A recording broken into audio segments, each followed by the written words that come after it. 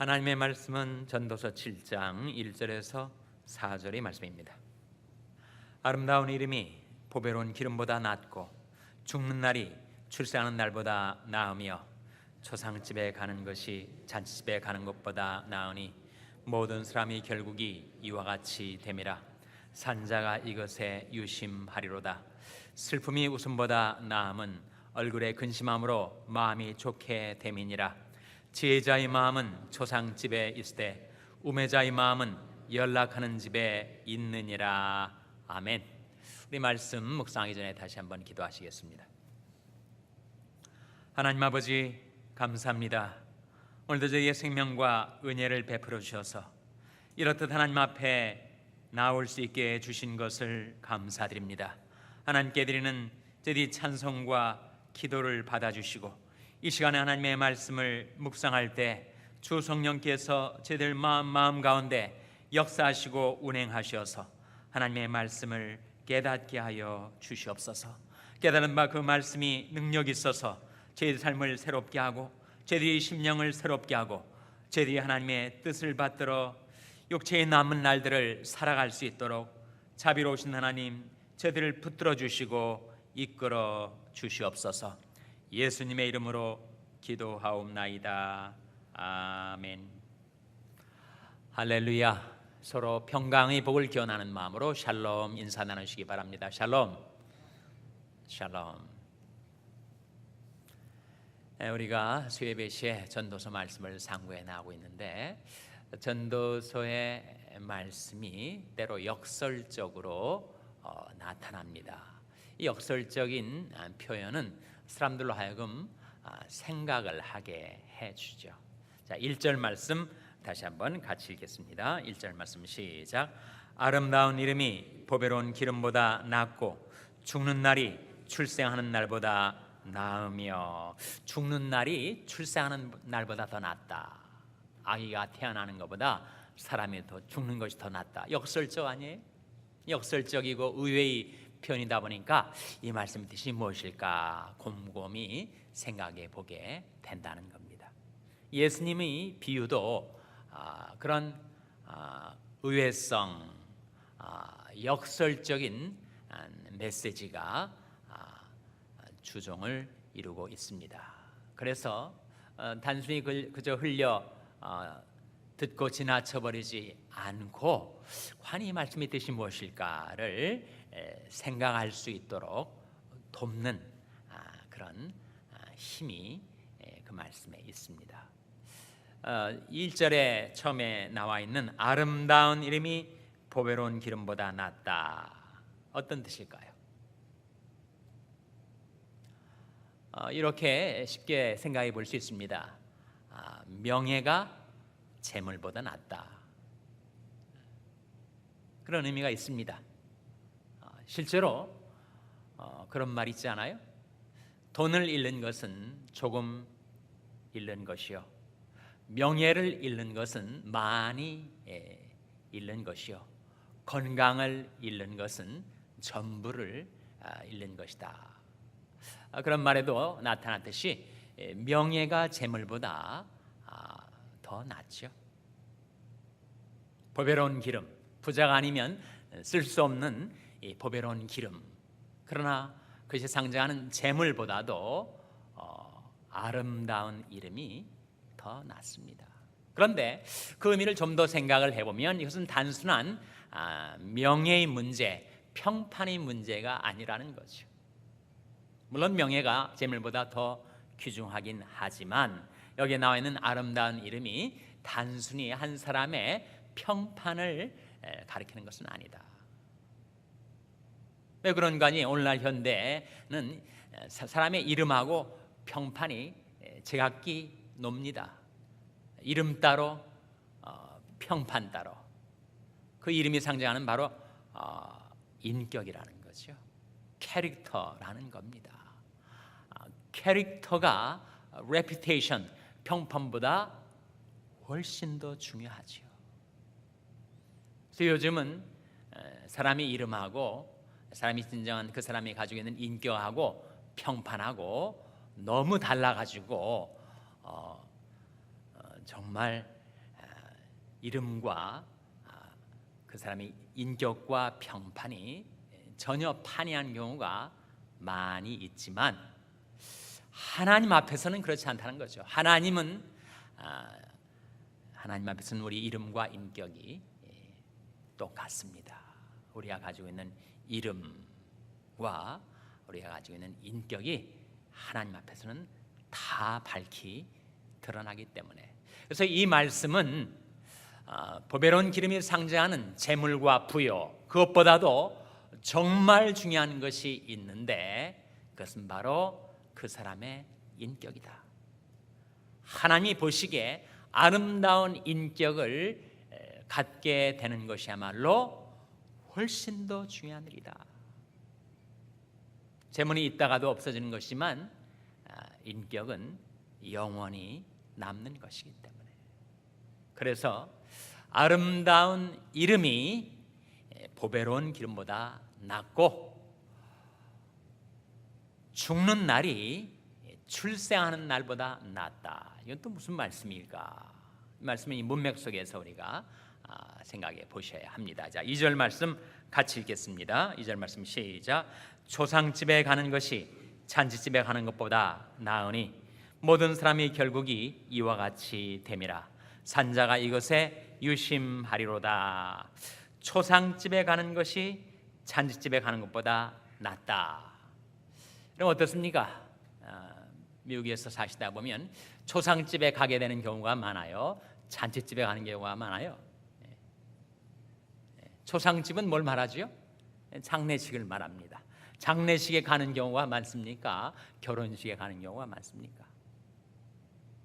사람마다 다를 수 있겠지만 이민 사회의 우리 연령층이 고령화되면서 이 경조사 중에서 경사보다 조사가, 애경사라고도 하죠. 슬플 애자에 축할 경자, 애사가 경사보다 좀 나은, 더 많이 생기는 경향이 있지 않은가. 그런데 어떻게 초상집에 가는 것이 잔치집에 가는 것보다 낫다고 하셨을까? 여러분 경험을 한번 생각해 보세요.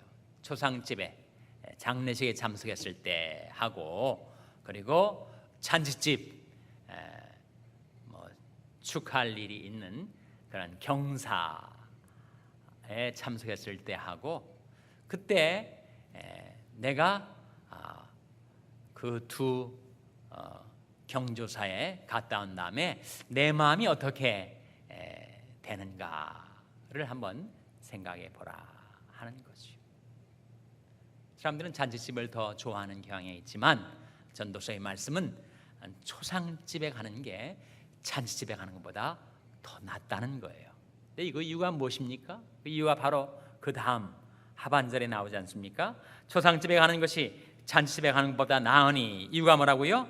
모든 사람의 결국이 이와 같이 됨이라. 산자가 이것에 뭐하게 된다고요? 유심하리로다. 유심이 뭐예요? 거기에 마음을 두게 된다. 사람이 파티 애니멀들이 있습니다. 그냥 파티만 쫓아다니고 잔치집만 쫓아다니고 거기에 흥겨움과 즐거움이 있는 것을 너무 좋아한 나머지 그야말로 파티 애니멀처럼 살아가는 인생들도 있으니까요. 그렇게 되면 어떻게 되는가? 자기도 모르게 그는 자기가 이 세상에 그야말로 잔치판을 버리고 놀다가 이 세상을 떠나게 되는 것처럼 착각하게 되기가 쉽다는 거죠. 인생에 가는 길에 대해서 오인하게 된다는 것입니다. 이렇게 즐겁고 흥겨운 이 세상에 언제까지나 나는 살고 싶다, 그런 욕망을 품게 된다는 거예요. 또 자기도 모르게 착각을 해서 그렇지, 내가 이 세상에 이렇게 잘 나가는 이 상태로 언제까지나 나는 살고 있게 될 거야, 그렇게 오해하게 되기가 십상이라는 거예요. 그러나 반면에 우리가 장례식에 참석을 해보면 그 장례식의 분위기, 장례식의 독특한 분위기가 있지 않습니까? 엄숙하고 경건하고 진지한 분위기 속에서 저 사람 지금 관에 누워있지만 또 나는 이와 같이 조문객으로 장례식에 참석해 있지만 그 언젠가는 나도 이렇게 저 관에 누워있게 될 것이고 내가 이 세상을 떠난 것에 대해서 사람들이 주목하고 생각할 날이 오고야 말 것이구나. 저 사람은 죽었지만 나는 살아있다고 언제까지나 살아있는 것 아니고 내게도 인생의 마지막 날이 반드시 오고야 마는 것이구나. 산자가 인생의 마지막에 대해서 유심하게 된다는 거예요. 인간은 연약해서 분위기의 영향을 받을 수밖에 없어가지고 늘 잔치집과 같이 흥겨운 일만 있는 것처럼 그렇게 살다 보면 사람은 경박해질 수밖에 없습니다. 인생에 대한 피상적인 낙관론 속에 빠져가지고 허구한 날 자기는 잔치만 벌이며 살 수 있을 것처럼 그렇게 오해하기가 쉽다는 거예요. 그러나 초상집에 갔다 오면, 장례식에 참석하다 보면 이 인생이 아무리 흥겨운 날이 있다 하더라도 그것은 잠시 있다가 지나가 버리고 마는 것이구나. 그리고 내가 이렇게 살아 움직이며 살고 있지만 나도 죽어 저 관에 누워있게 될 때 나는 움직일 수가 없을 뿐만 아니라 이제 흙에 묻혀서 본 흙으로 돌아갈 수밖에 없는 존재이구나. 과연 인생이 어디에서 나와서 왜 살고 어디로 돌아가는 것인가 하는 인생의 궁극적인 질문에 대해서 자기가 생각을 해보는 계기가 된다는 것입니다. 그래서 초상집에 가는 것이 잔치집에 가는 것보다 낫다. 이 경조사의 문화가 있어가지고 한국에서는 말이죠, 이 초상집에 가면 밤을 새워요. 뭐 하면서 밤을 새우는가?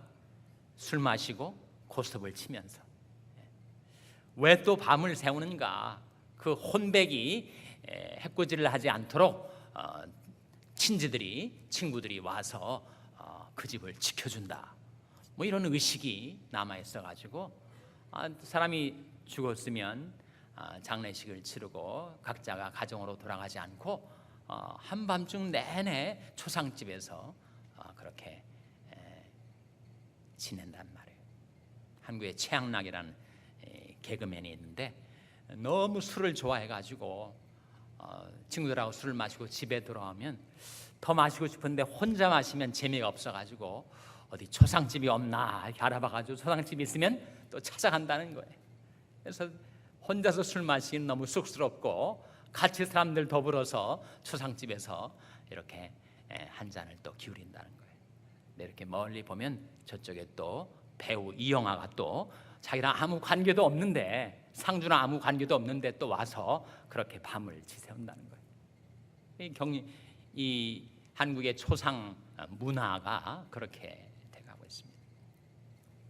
이민사회의 장례식은 좀 더 진지하게 우리로 하여금 인생에 가는 길을, 그리고 그 마지막을 생각해 볼 수 있게 하는 그런 경향이 있습니다.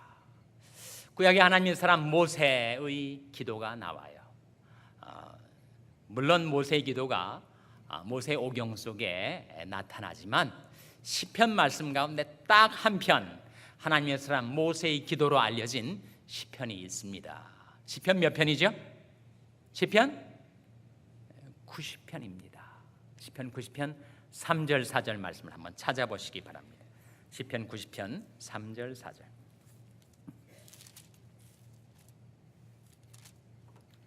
구약성경 869면입니다. 구약성경 869면 시편 90편 3절 4절 말씀 찾으셨습니까? 같이 읽겠습니다. 시편 90편 3절 4절 말씀 시작. 주께서 사람을 티끌로 돌아가게 하시고 말씀하시기를 너 인생들은 돌아가라 하셨사오니 주의 목전에는 천년이 지나간 어제 같으며 밤이 한 경점 같을 뿐임이니이다.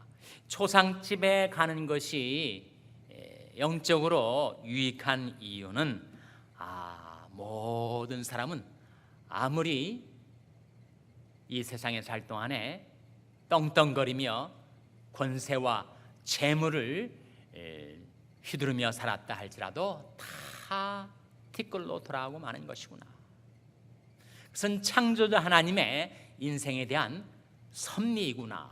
주께서 사람을 티끌로 돌아가게 하시고 말씀하시기를 너 인생들은 돌아가라 하시는 그 하나님의 법칙에서 예외가 될 수 있는 사람은 아무도 없다는 거예요. 우리는 다 창조자 하나님의 부르심을 받들어서 이 세상을 떠나 가게 될 때가 오는데 그때 내 몸은 본 흙으로 돌아가게 된다 하는 거죠.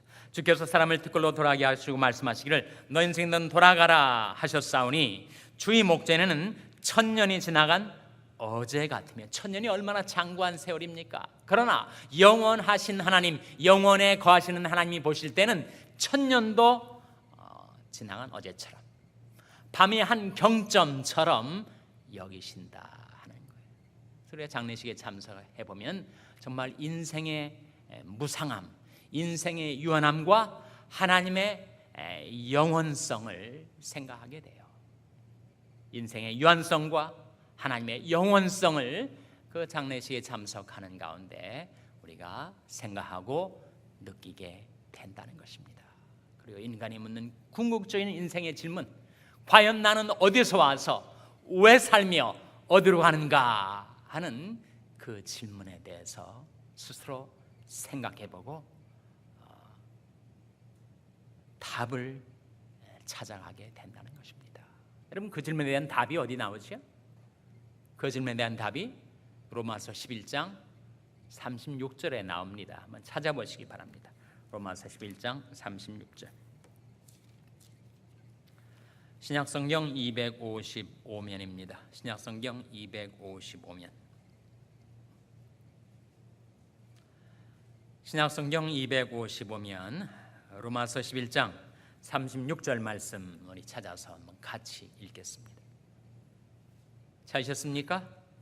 로마서 11장 36절 말씀 같이 읽겠습니다. 시작.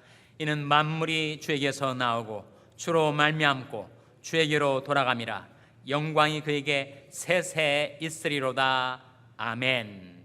나는 어디에서 온 것인가? 나는 주에게서, 창조자 하나님에게서부터 온 것이요, 나는 이 세상에 왜 사는가, 어떻게 사는가? 나는 주로 말미암아 살아가는 것이요, 나는 과연 어디로 돌아가는가? 나는 주께로 돌아가는 것이다. 잔치집에 흥겨움에 도취해서 흥청망청대는 사람은 이 말씀이 마음에 와닿지 않습니다. 그러나 장례식에 참석해서 인생의 길을 진지하게 생각하는 사람은 인생의 궁극적인 질문에 대한 하나님의 말씀의 답변에 귀를 기울이게 된다는 거예요. 그러면서 내가 이 세상에 사는 날 동안 어떻게 살 것인가?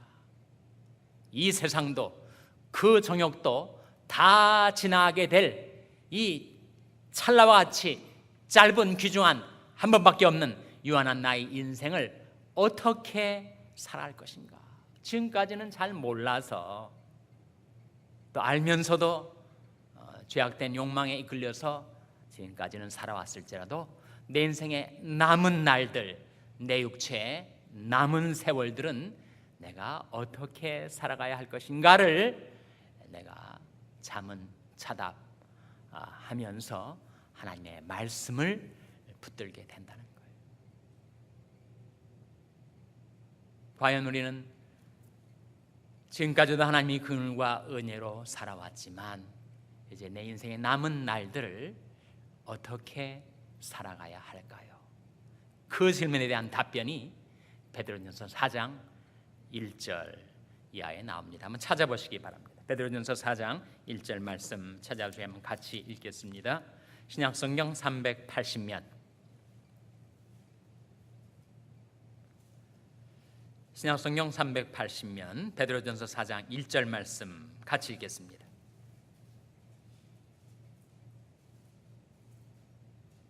베드로전서 4장 1절입니다. 같이 읽겠습니다. 시작. 그리스도께서 이미 육체의 고난을 받으셨으니 너희도 같은 마음으로 갑옷을 삼으라. 이는 육체의 고난을 받은 자가 죄를 그쳤음이니. 이 뜻이 뭘까요? 이는 육체의 고난을 받은 자가 죄를 그쳤음이니. 어떤 뜻입니까? 예수 그리스도께서 육체의 고난을 받으심으로 인류의 죄를 끊어놓으셨다, 대속하셨다라는 의미가 한 가지. 또 한 가지는 우리 각 사람에게 그 말씀이 적용될 때 그것은 사람이 육체의 고난을 당하면 죄를 그치게 됩니다. 담배를 끊으려고 그렇게 아둥바둥 애를 썼지만 못 끊었어요. 어느 날 좀 가슴이 아프고 먹먹해서 의사를 찾아서 진단을 받았더니 폐암이라는 진단이 나왔단 말이에요. 그 사람이 담배를 다시 피고 싶겠습니까? 안 피고 싶겠습니까?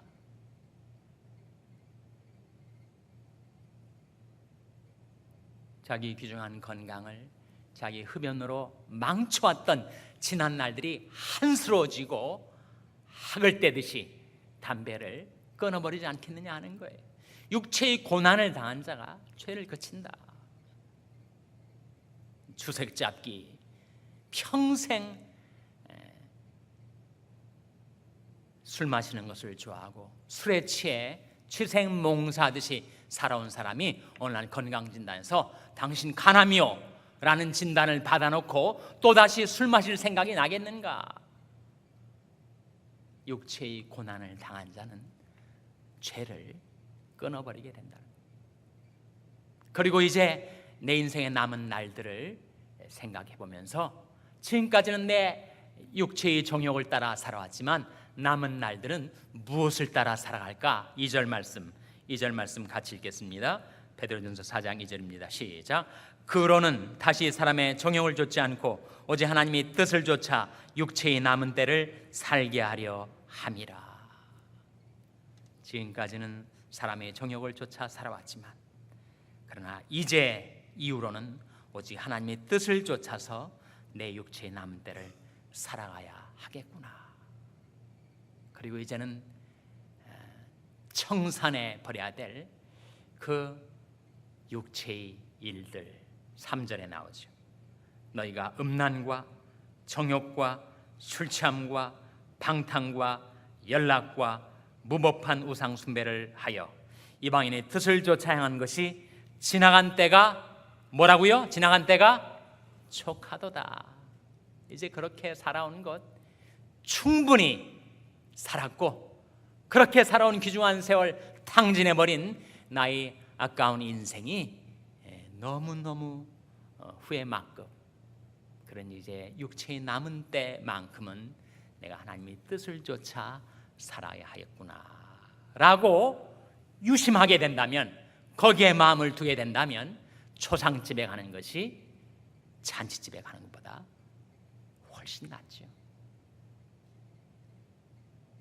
그래서 우리가 하나님의 말씀이 우리에게 답변해 주는 인생의 가장 중요한 질문에 대한 진지한 추구에 대한 하나님의 답변, 이 말씀 우리 마음속에 간직해서 우리도 이 세상에 내 인생의 남은 날들을 하나님의 뜻을 좇아 살아가는 은총과 축복이 여러분에게 임하게 되시기를 주님의 이름으로 축원합니다.